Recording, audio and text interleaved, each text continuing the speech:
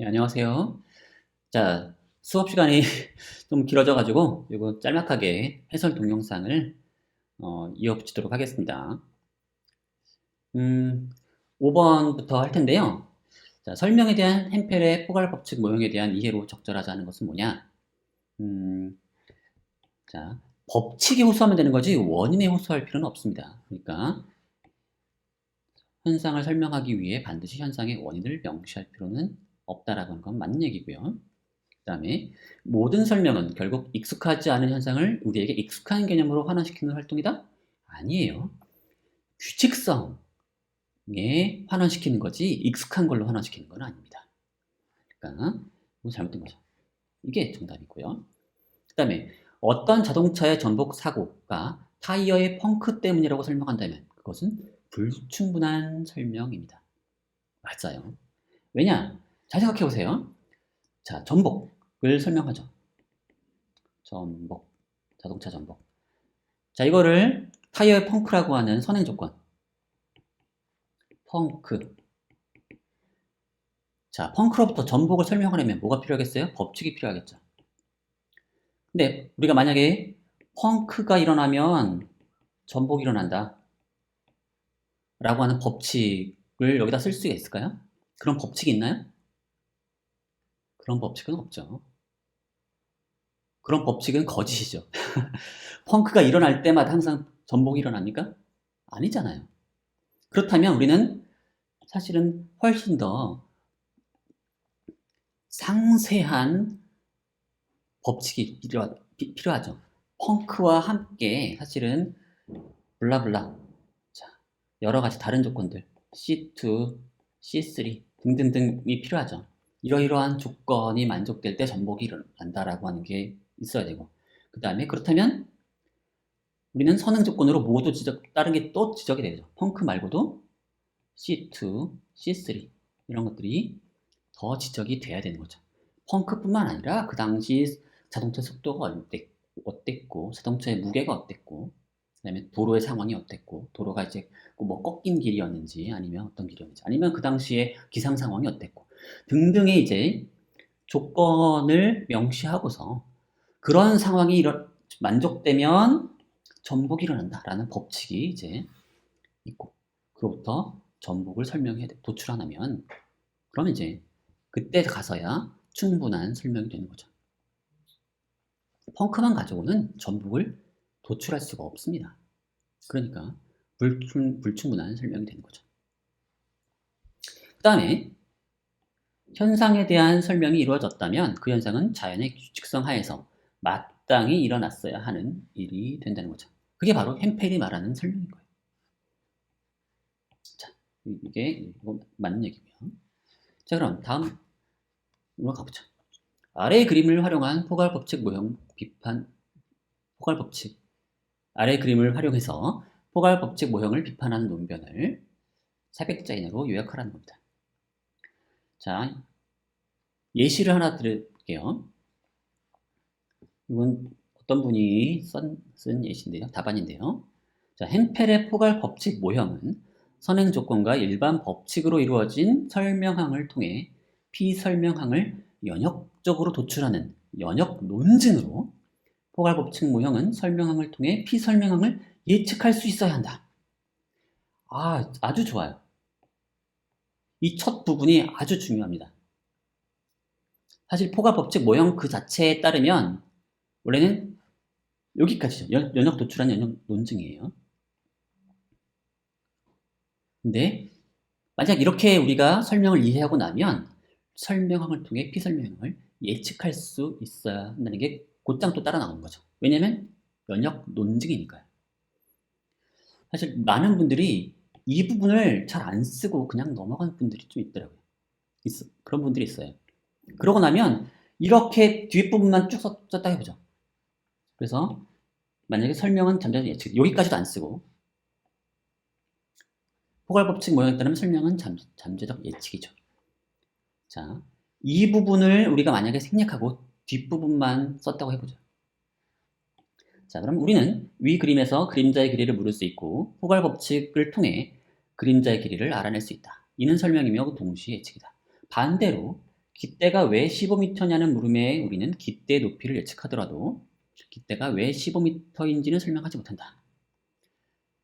자, 여기선 사실 예측한다고 할 때는 뭘 가지고 예측하는 거예요? 그림자와 태양의 고도라는 선행 조건과 그 다음에 빛의 직진성이라는 법칙과 이제 삼각함수, 삼각법에 관한 법칙을 이용해주면 이거는 바로 깃대 높이를 예측할 수가 있죠. 그림자의 길이가 20m이고 태양의 고도가 37도니까 그로부터 깃대가 15m라는 게 연역적으로 도출되고 그 말은 곧 예측인 거죠. 하지만 깃대가 왜 15m인지는 설명을 못하는 것 같다.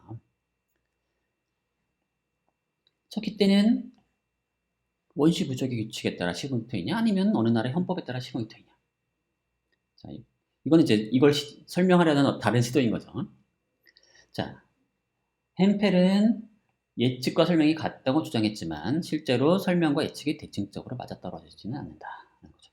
이렇게 해서 지금 이 깃대 높이에 대한 설명을 시도할 때 그게 그림자의 길이를 이용해서 햄펠의 포괄 법칙 모형을 이 조건을 만족하면서 설명이 이루어진다 하더라도 그건 직관적으로 보기엔 설명처럼 보이지 않는다는 거죠. 그리고 그걸 설명이 아니라고 만약에 받아들이게 되면 결국 햄펠이 말하는 예측과 설명의 대칭성이 깨지게 되는 거죠. 그걸 이제 비판할 수가 있게 되는 거죠. 근데 이런 비판을 위해서 앞부분, 이 부분이 매우 중요합니다. 이 부분을 안 써놓고 그냥 써놓으면은 특히 어떤 분들은 이 부분도 안 쓰고 뒷부분, 이 부분도 안 쓰는 경우도 있어요. 만약에 이 부분과 이 부분을 안 쓴 채로 답안을 그냥 나머지 부분만 쓰게 되면은 이게 뭐에 대한 비판인지가 드러나지 않게 되는 거죠. 지금 햄펠의 포괄 법칙 모형을 비판하라고 하는데 만약에 그냥 나머지 내용만 가지고 설명과 예측이 대칭적이지 않다 라고 딱 끝내버리면 이게 도대체 뭘 비판한 건지가 안 나오는 거죠. 이게 비판이 되려면 이 포괄 법칙 모형에 따르면 예측과 설명은 대칭적이다. 그런데 이 사례에서 보면 그게 대칭적이지 않다. 이렇게 돼야 수미상관이 딱 맞는 거죠. 자, 그러면 이제 다음 문제 7번으로 넘어가 보죠. 대부분의 법칙이 세테리스 파리브스 법칙이라는 점은 설명에 대한 포괄 법칙 모형에 어떤 문제점을 드러내느냐? 자, 1번. 법칙을 이용한 설명은 대부분 복잡성을 증가시킨다? 아니죠. 법칙을 이용한 설명은 그러려고 하는 게 아닙니다. 세테리스 파리브스 법칙은 오히려 단순성을 위한 겁니다. 세상은 복잡하더라도 설명은 단순하게 하자는 거죠. 자, 그래서 복잡성을 증가시키려고 하는 게 아니고요. 법칙을 통한 설명은 대부분 이해를 제공하지 않는다? 자, 그런 건 아닙니다.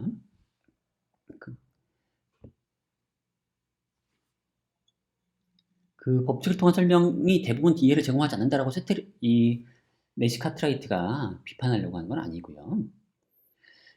이건 의도랑 상관이 없는 거고요. 이 내시 카트라이트가 그 대부분의 법칙이 세테리스 파리브스 법칙이라는 점을 통해서 이제 비판하려고 했던 거는 포괄 법칙 모형에서 뭐가 문제냐면 법칙을 통해 설명되는 현상들은 대부분 그 법칙에 포괄되지 않는다는 점을 지적하려고 했던 거죠. 자, 바로 그 점입니다. 그래서 엄밀하게 보자면 법칙을 통해 설명되는 현상, 뭔가 어떤 현상을 설명했다고 누군가 말을 하는데 그게 설명이 아니라고 말하는 건 아니에요. 그건 설명은 맞아요. 하지만 그 설명이 이루어지는 건 법칙이 그 현상을 포괄함으로써가 아니라 그 법칙을 통해서 설명되는 어떤 영역, 원래는 포괄되는 영역인데 그 영역과 이 현상이 사실은 뭔가 유사할 것이다 라는 그런 다짐에 기초한 설명이라는 겁니다.